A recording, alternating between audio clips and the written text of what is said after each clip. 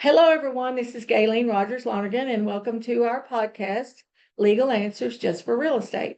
Today, we are really privileged to have Sharon Riddle with us. She is a partner of Excalibur Investments of Texas. She is one of the most knowledgeable people on real estate investing that I know. She and I have known each other for over 20 years. And we're going to discuss multifamily investing with her today. Thank you for joining us, Sharon. Thanks so much for having me here. Really appreciate it, Kate. Very glad You know I'd to. do anything for you. Vice versa. All right, so let's just start off and say, how did you get your start in Texas real estate? Well, how I got my start was on the single family side. So, we started a little small. Dan came home with an idea that we needed multiple streams of income. He's Good for him. he's an aerospace guy. And so then we started investigating a few things. Day trading was next because he wanted to see his family. And then Yes. real estate rose to the top. And then because I was the construction brat, I've been around a lot of contractors most of my life, and that seemed to be an easy way to do Yeah, it's it. kind of a natural fit. It was. I talked to a lot of people in the trades, and I have a lot of good rapport with them. Yeah, and that's how you and I met, was when you were doing your single family. Yeah, it definitely Residential. was. Yes. All these years Yes. ago. So now you've morphed into doing multifamily. Well, I will say I pivoted. Okay. So I kind of pivoted. Yeah, I did a Okay. little pivot because I just needed more expansion. I Right. really needed that scale, and I wasn't getting it the way I had planned in single family. Right. Despite the fact that I'd gone to an Allen Calculus boot camp and learned to work with private lenders, and that's how you and I also work together too, Right. regarding promissory notes and working with private lenders and making people real money and making them happy. That's exactly right. That's exactly right. So tell me a little bit what the difference you're finding in being involved in multifamily versus that single family investing. Well, the business model is syndication, so it's group purchase. So it's more people who are your investors if you're a general partner, and it's general partners on a team. So that's really what syndication is. A group purchase, you have a team of general partners. If there's quite a few of them, there might be a core group that are part of asset management, and then others have some other roles. But that's how you make that happen. That's how regular people can make that happen, Right. and not be a REIT. So what was some of the first investing you all did in multifamily? Well, we started out as limited partners. Okay. So we were just kind of testing the water. We knew how single family was working for us, and we wanted to just test out the syndication model, but we also wanted to test out general partner groups to see how well they were functioning. And since I was a former financial analyst in my previous life, I could really read the monthly reports pretty easily and just look through the metrics and see what was going on with the particular properties. And then call the general partner that brought us on that project and do a little deeper dive with them. Yeah, okay, yeah, absolutely. Well, so what are some of the biggest benefits that you've already mentioned that you scale, Scale, obviously? it's pretty big. Yeah, what are some of the other biggest benefits in multifamily, and what are some of the trials you've had with Right. multifamily? I will say, we've had, starting in 2015, we had a lot of headwinds. The debt was lower, and you and I know that debt really affects real estate, whether it's single family, multifamily, or another asset Absolutely. within real estate. So debt was cheaper, and the general partners, some that I met in Brad Sumrock's community, were some pretty experienced people. Some of them had been serial entrepreneurs, and so they leveraged those skill sets into multifamily. And honestly, pre-COVID, the debt was just so much cheaper and such a defining mark for making just about many people successful. I mean, you just really, you could really make Right, money. it's And not quite that easy now. no, and you could have a multiplier effect as well. Yeah, And then, post-COVID, because I've had some investments, not during COVID, I did a COVID pause that year.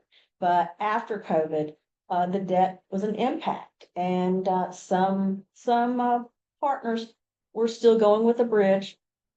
right, They're in that variable rate debt. yeah, And they've just been challenged. They've been challenged. I have one that's in Southwest Fort Worth and they're burning through some money. Honestly, Galen, I've had tough conversations with that general partner since August, just really tough conversations because, as you and I both know, the road to success, there's two lanes. And failure is the first exit. And Yes. success is the second exit. yes. And I'm afraid they're gonna go the failure exit, the way they're going. Well, yeah, and once that starts rolling that way, it's hard to change, it's hard to, Yeah, they're having a hard time with correction, right, despite some of the advice I've tried to give them, more advice than many limited partners would be giving them in that scenario. And because this individual is a aerospace engineer, I think I've really taken her aback with my frankness. You and I've had frank conversations, but she's a younger aerospace engineer. She's, kind of been more the hot dog person, always knowing everything. And she doesn't have all the answers in the room and she's in survival mode and she's scared. yeah, She's real I scared. can imagine, Yeah. yeah. Well, unfortunately, that can happen, It can. but you can be very successful in multifamily, as you are an example of. Well, and I've been in 18 multifamily projects, so that's the one that has had more challenges, but I've had a great deal of success, and I really moved from being a millionaire when you and I first were working together, 'cause I Right. had some seed money, Right, to being a multimillionaire, at the end, at present date in 2025. fantastic, that's fantastic, that's what the people out there want to hear. They do want to experience it. I want it for them. And so you said is syndication the primary means of financing in multifamily? It is a model. Okay, Some have opted for tenants in common. yes, You're aware of that. And some have opted for 1031 exchanges. yes, And both come with some, they come with some restrictions. yes, They really do. oh, yeah, They do, especially 1031. absolutely, They really do.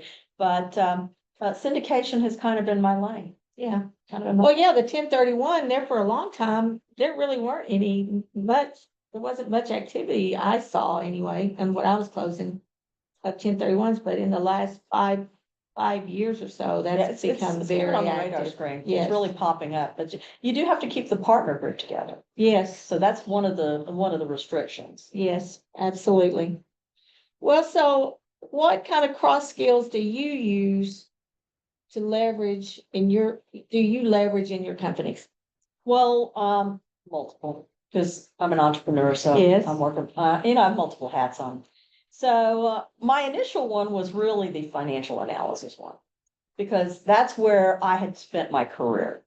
And that is what I had cultivated, also by obtaining my MBA. Yes, And had elective hours in accounting and finance. So that had kind of been my wheelhouse. But I will say, my marketing person has stretched me beyond my little wheelhouse, as he does. funny how that happens. It's funny. And so now I'm leveraging some skills and acquiring some skills in the marketing department, which was when I first met Tim Crouch, I told him point blank, marketing is a black box for me. Mhm. And so now I have just, I've been on podcasts talking to other really fine people like yourself, and we just have a lot to share, and I think people should know about it. Absolutely, marketing is so essential. So essential. My marketing kind of fell off during the pandemic All right. and it showed. Yeah. It showed. So why do you value long-term business relationships like we have and you have with your other mentors and business associates? I value it because you can see the growth in individuals. Like when you and I initially were talking, it had been real estate, and now you're expanding your marketing effort. And I know both of my mentors, both Brad Sumrock and Hunter Thompson, are very, very cognizant of their marketing effort, but also of the skill sets that they are teaching their mentees Right, and the value that they place in their success. And you always valued the success that Dan and I were experiencing. absolutely. I That's what felt- made it worthwhile to do what I do. Right. And I felt like you were on our team. And that's what you really get from a long-term relationship. It's not individuals just churning in and out of your life, trying to be influencers or doing Right. that. It's the people who are going to be real and who are going to be steady. I could not agree more with that. I really couldn't. So, but this has been fascinating to talk to you about. Do you have something maybe you would just wrap up for people out there that are interested in getting multifamily? How should they start? Well, I think that they really should start with a mentor. And the first thing is to go to an event. Yes, I learned some nuts and bolts from Brad Sumrock originally by going to his Rat Race to Retirement event. And then I joined his community. I've kind of gone up the food chain to his mastermind. And then I felt, well, I've learned a lot here, but I need to raise money too. I need to be able to do that better. And that's when I added Hunter Thompson on Mhm. into the mix so that I could really be a more complete package and work with investors. And I had gone through the limited partner journey. And Dan and I want to go to the next level as being a general partner. Yeah, that's But we fantastic. want to bring people along, but we want to teach them as we go. We Right. want to train them. And there are some, I think that we can help them be very sophisticated regarding their knowledge, but also how they even communicate with their general partners. Because that is certainly a skill that I have acquired over Mhm. over a 10-year arc, and it really goes back about 20 years, actually. Yeah, well, yeah, there's nobody out there that can't get more education on whatever they're trying to accomplish. I value that a lot. I speak to anybody ever asks me to speak, I'm like, when and what do you want me to talk about? Yeah. And I think that gives value to the people that you're trying to mentor, and everyone appreciates that. Yeah, well, and they give you feedback too. If you're also on social media, then, somebody wants to connect with you. They want to send you a direct message, tell you how much they valued exactly all the takeaways you were providing them. And that means so much to me. Because I'm taking my time to cultivate that, and I'm taking my time to articulate that. And if somebody is out of the area, like in Chicago, New York, whatever, and they're taking the time to connect with me and then have some interaction with me, that's a feedback loop, and I value it. Absolutely.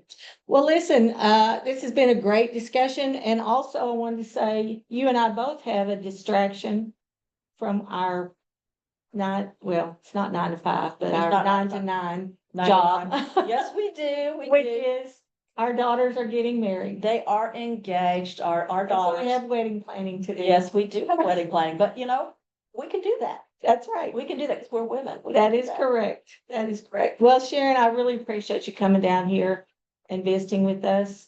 We will be sending out this podcast, and it'll have all the information on how to get in touch with Sharon if you're interested in multifamily investing. And again, thank you for coming, and that's it for today.